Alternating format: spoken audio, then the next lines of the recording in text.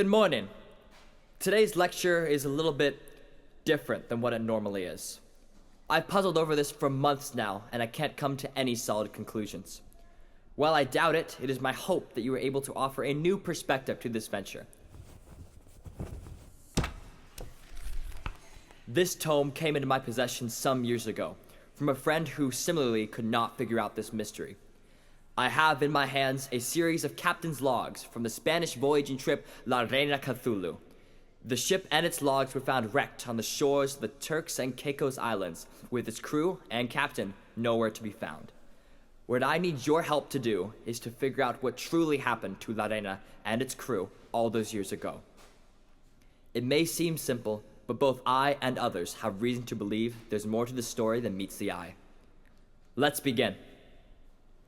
September 28th, 1863. Captain's log. It has been 1 week at sea. Weather is currently balmy. Light southeastern winds pushing us forth. La Reina Cthulhu set on course for a new world. Keep off the boats and fingers the boats to restore. Sabiduria, Ernesto Pablo. Kiss your mothers and swear any knows to hold their tongues as diamonds in the rough below. We bestow hearts were rid of woe. Can the pain fall down aboard? La Reina will never drown. Hey!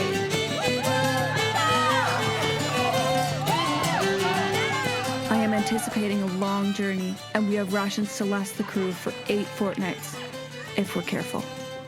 My crew is good and hearty, and we're eagerly awaiting our destination.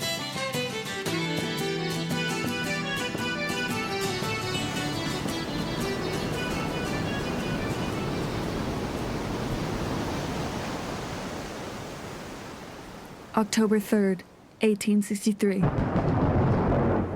My men report dark clouds brewing in the northern sky. I've instructed them to batten down the hatches. Batten down the hatches! Captain! Our food stores are dwindling faster than expected. We believe the rats have gotten to them. October 6th, 1863.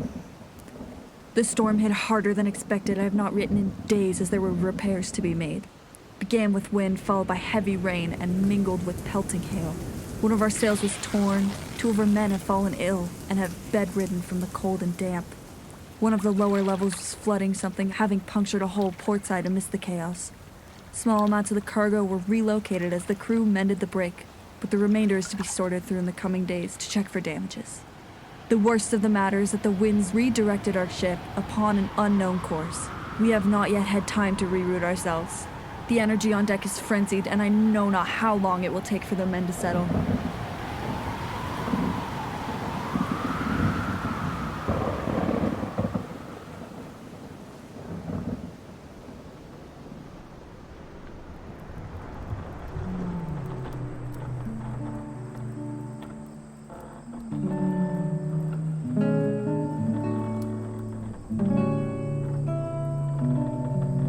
October 8th.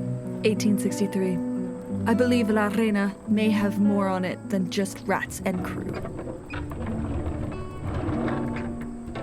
I heard shuffling below my quarters late last night, but none of my night watchers have reported any disturbances. Yet. Our rations continue to dwindle far too rapidly. I will question the men.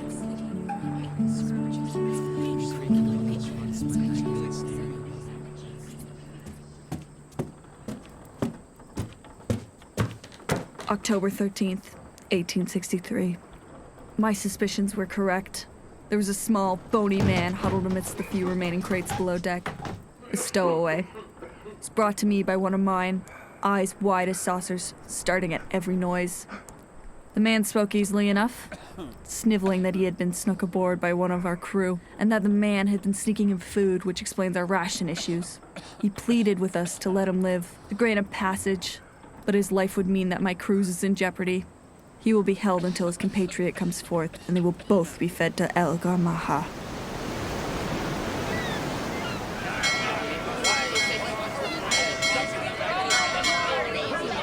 October 15th, 1863.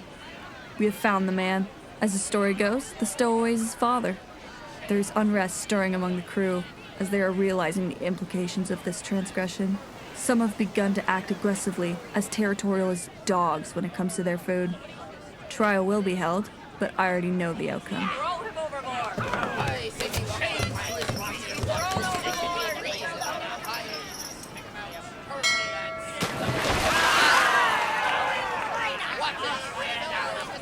October 16th, 1863. The stowaway and his son have been sacrificed to the waves. I could barely hear myself over the roar of the water, the crew, and the almost dead man's strange wailing. They acted as if the sea were acid, keening and wailing like dying animals. I mustn't dwell on this. What is done, but I did notice something worrying just before the men left the deck. A strange rash seemed to creep up on the side of the thin man's neck. It looked like pox, yet something about it wasn't pox, I'm sure of it. I can only pray to Dios del Mar that it is not contagious. October 23rd, 1863. It's been over a week since the turncoats went overboard, yet the men have not settled. I fear the pox-like disease is contagious. The men have taken to calling it Maha's plague. November 2nd, 1863. I was restless last night, tossing and turning, but my body would not relent to the embrace of sleep. Perhaps it was fear for my crew's safety. Perhaps something related to the disease. Does not matter now. Hoping for some sort of respite, I walked out on the deck to fill my lungs with cool air. The moon was full and bright, reflecting off the gentle waves in the distance. It's not until I looked closer that I saw the light was not natural but a lantern swaying softly to the breeze. A moment longer, and the distant night mist parted to reveal a ship seemingly constructed of pure onyx. I saw not a soul in the ship as it coasted gently across the horizon. November 13th, 1863. For the first time in a month, La Reina was still. The cause was a sweet, lilting song that drew the men from their chambers and pressed them against the starboard side of the ship.